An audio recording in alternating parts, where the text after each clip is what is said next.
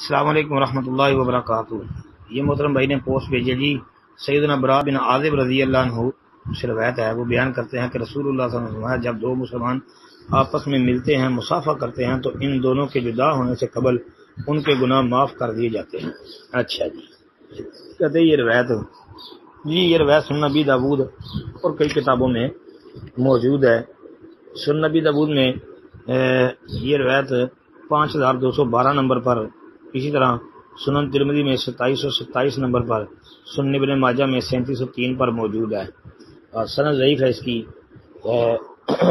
یہ جی اس میں ابو اسحاق کی تدلیس ہے، تو مدلس راوی کی آنے والی روایت ضعیف ہوتی ہے، ایک بات۔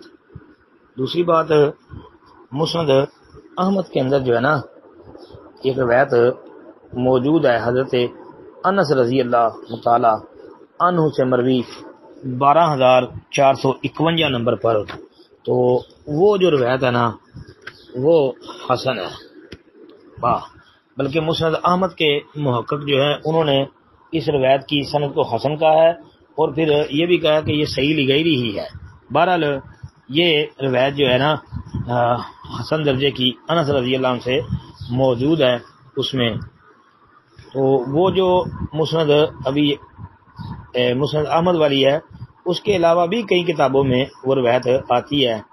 ابن سنی کی عمل الیوم واللیلہ میں 194 نمبر پر موجود ہے، اور پھر جو ہے اس پر محققین نے بڑا خوبصورت تبصرہ بھی فرمایا ہے، اور یہ روایت جو ہے مسند احمد والی یہ حسن ہے انشاءاللہ۔ اور پھر بعد ہمارے مشائخ وہ فرماتے ہیں، جس طرح کہ شیخ زبیر لذیذ رحمہ اللہ، وہ فرماتے ہیں کہ مسند احمد والی روایت کی وجہ سے ابو داود والی روایت بھی کفایت کر جاتی ہے۔